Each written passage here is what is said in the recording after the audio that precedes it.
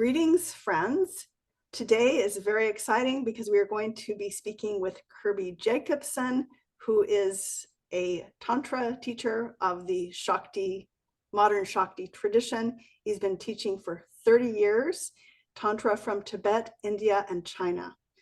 And in our tradition, we have a wonderful Buddha, and her name is Vajra Yogini. She is considered to be a supreme deity, revered more than often male Buddhas. But we also want to presence the fact that within Tantra, there is no masculine, there's no male, female, it's masculine and feminine energy. So she represents grace and destruction. She destroys illusion and the ego. She's often shown in a fierce form, colored with the blood red, with a blood red color. She reminds us that she has power to cut through attachments, and she represents great passion. She's known as the Buddha for our time. So I'm gonna have Kirby take over, and he is going to talk a little bit about the evolution of Vajrayogini and modern Shaktism. Thanks for coming to visit today, Kirby. This is going to be a blast. Okay, let's do this.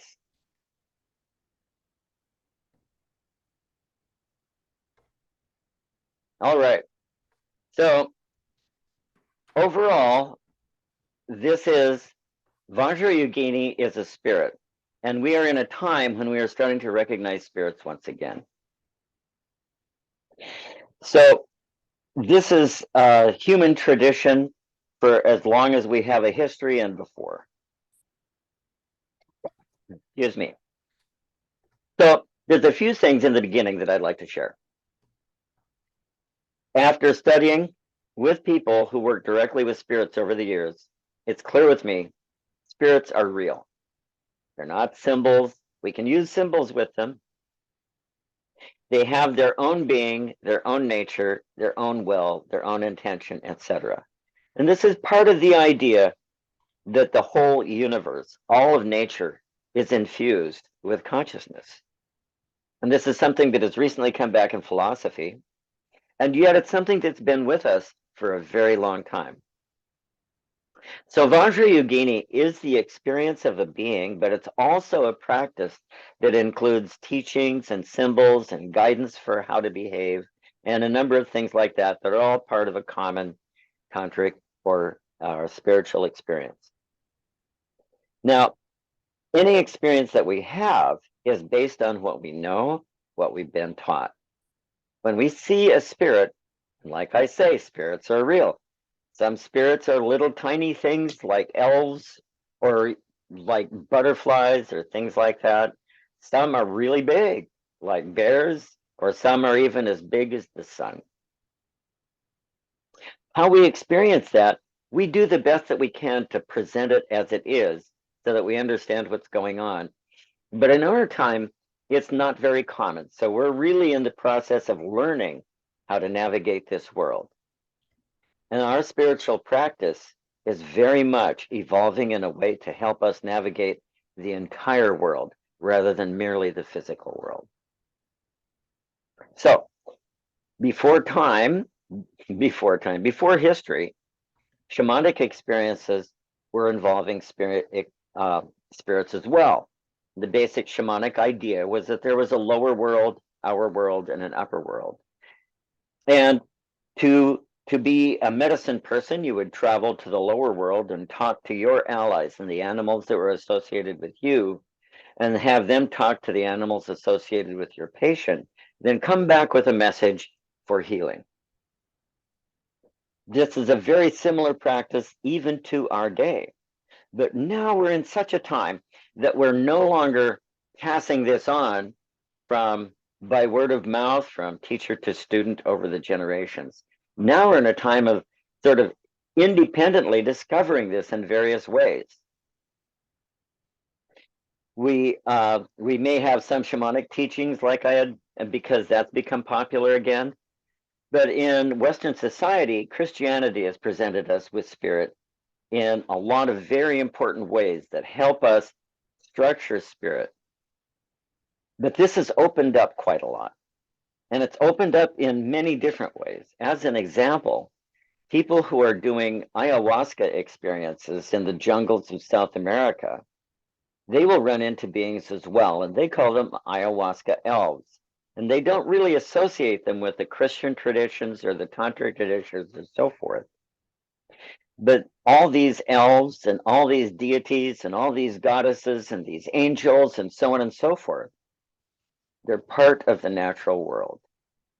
And so the Tantric description of this is based on many people over many generations coming to understand how to work with and what is the nature of these spirits.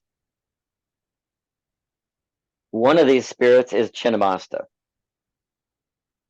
Chinnamasta is a tantric goddess who, like so many tantric deities, are painted or visualized in a way to really get our emotions flowing. And what happens when we get our emotions flowing? We feel the power of those emotions. So instead of sort of a dry intellectual idea, we're hit right in the stomach. Wow, what's happening here? In this particular image, what we've got is her head's off. What's going on? What is going on is this. This is a being who says, in order to achieve, in order to move in the direction that I want, I must start with offering at the very essence. My very blood is an offering. This is similar to drinking the wine in the Christian church. It is the blood of Christ. This is his offering. Chinnamasta is giving her blood to her attendants and to herself. So it's the power of offering that drives the core of what she does and helps us with ourselves recognize that through offering, we can do things that we cannot do if we're wrapped up in our own personal ego. If we allow ourselves to sort of step to the side and we don't try to, as Janis Joplin once said, "Oh God, won't you buy me a Mercedes Benz?" If instead we say, I am open, I am offering what I have to this world, to what I have here, so that these understandings can deepen in me, can flush through me, and so that I can make the connection, the weaving together with the world that I live in. So Chinnamasta evolved, and this particular depiction of Chinnamasta has already shifted over to Vajra Yogini part way. Now, there is a story that the man who brought a lot of tantric practice to Tibet, Padmasambhava, there's a story that he got together with all the deities of that time, and he converted those deities to Buddhism. So this is a part of the process of making these deities and recognizing these deities as being less frightening and less intense and more compassionate and more working with us and presenting us with a path where we can see the suffering and the brilliance of others, where we can see how we can connect with this world around us in such a way that we are no longer separate.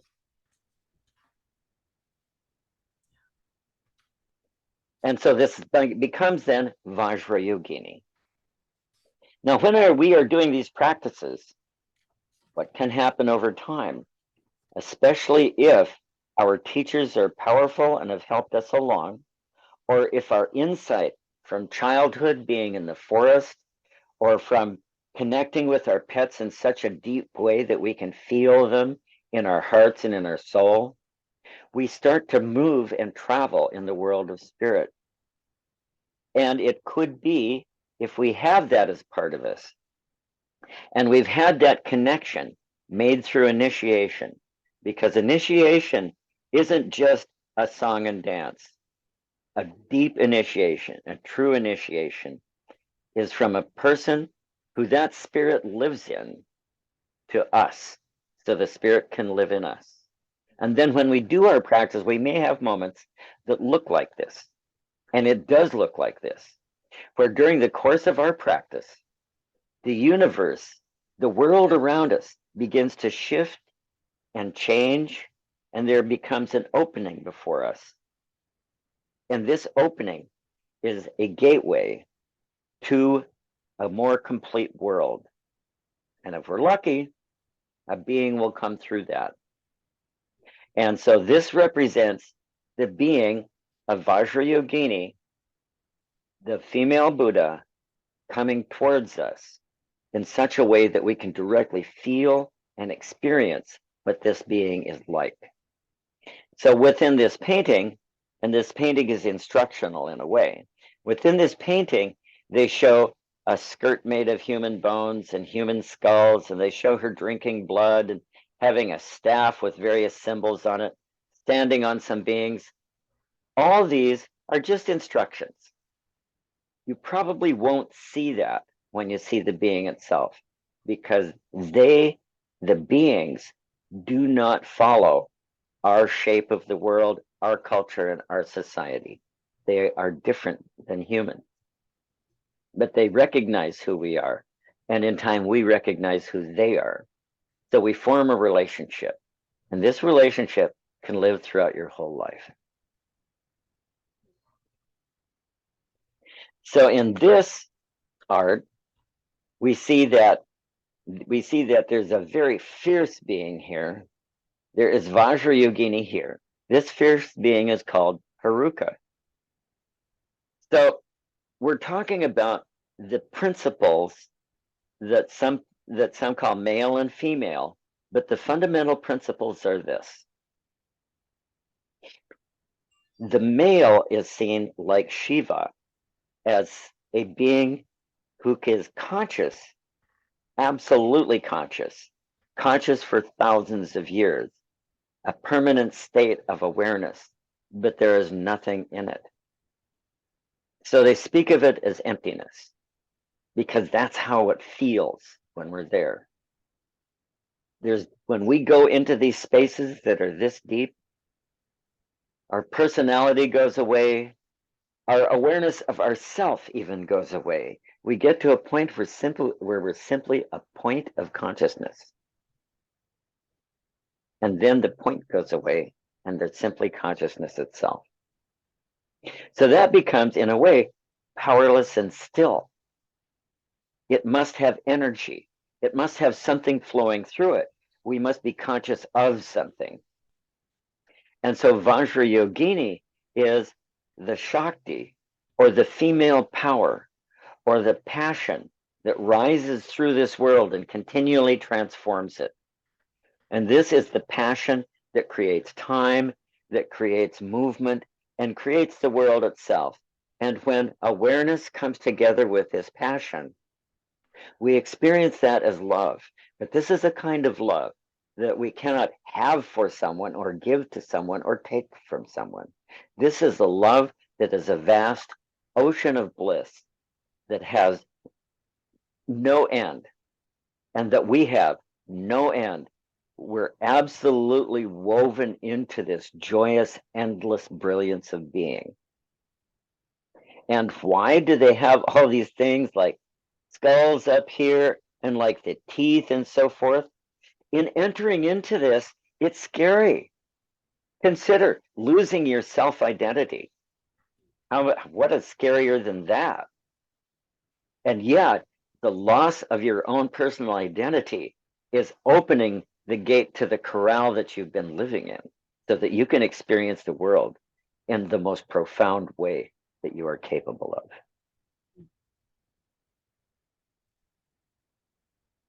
And so we come to the modern yogini, and yogini is a female mountain spirit, and this is the yogini Vajra Yogini. Vajra Yogini is the yogini of the moment of the thunderbolt of inspiration, the Vajra. That thunderbolt of inspiration permeates everything, is so incredibly strong and incredibly powerful that it transcends any experience that we have before it.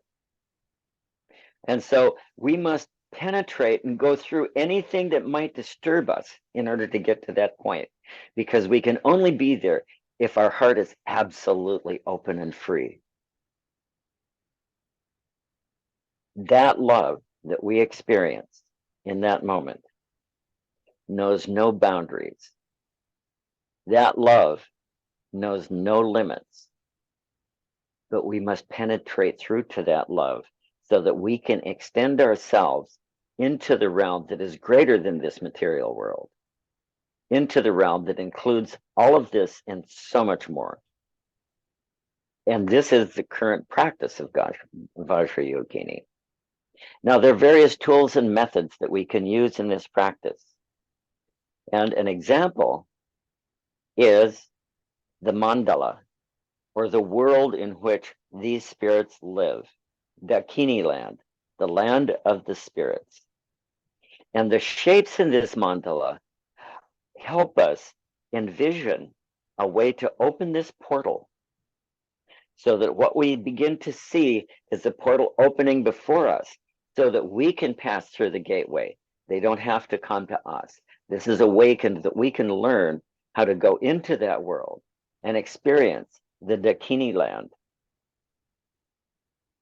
This, for many people, will take an entire lifetime, and for others, they'll have a brilliant moment that they will never forget, and for some, it will be something that they can do on a fairly regular basis.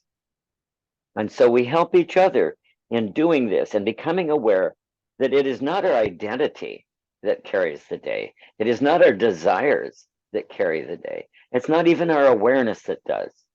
It's the incredible heart opening of the realization that we are woven into every living thing, that we belong to each other.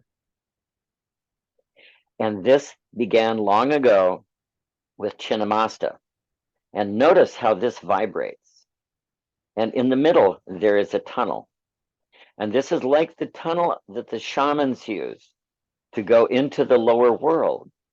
You may recall in the beginning of what we were talking about, the shamans going into the lower world to find their animal allies so that they can speak with your animal allies and they can come back with medicine for you. Because they're talking about this breakthrough that we are starting to reach once again in our time. This breakthrough is so necessary now. Oh my God, it is so necessary now. We must come to realize that the world is greater than we thought, and that our connections are so much profound than we thought, because we truly do belong to each other. Thank you for my time. That's so beautiful. Thank you, Kirby. So I love this because as a feminine bodied person, I find that there's not a lot of, in Christian society necessarily, there's not a lot of examples of a fierce female Buddha, fierce female enlightened Buddha. And what I love is she takes, she shows us that we can take the greed, the hate, delusion, ego, wrong views, laziness, all of this stuff, lack of faith, narcissism, and we can alchemize them into enlightened qualities. And it is thought that Vajrayogini's Tantra practice is believed to be a faster path to enlightenment. And there's mantra practices. You've shown us some of the yantras and the mandalas, and these are very high tantric teachings, but they're also easier. So I love that. It's really designed, Vajrayogini is designed for modern practitioners that are passionate, and that's what Shaktism is. It's really going into your passions and embracing pleasure. Our path is about embracing pleasure. It's about movement. It's about action, not necessarily just sitting there, in meditation all the time, but like dancing and movement. So thank you. And I love how you have really been a big influence in me on how being playful is serious business. Being playful is serious business. Yes. So this is one of my favorite, Shaktism sayings. So thank you. Anyway, thank you for joining us and introducing us to Vajra Yogini and the evolution of the feminine Buddha that lives within all of us. It's about self-realization and having a feminine construct for that, because Vajra Yogini lives within us. Yeah. We are all woven together, my friend. We're all one. Yep. Well, thanks, Curb. We'll talk to you soon. And thank you everyone for joining us. May all beings know the pure light of bliss of Vajra Yogini and Haruka. Thank you.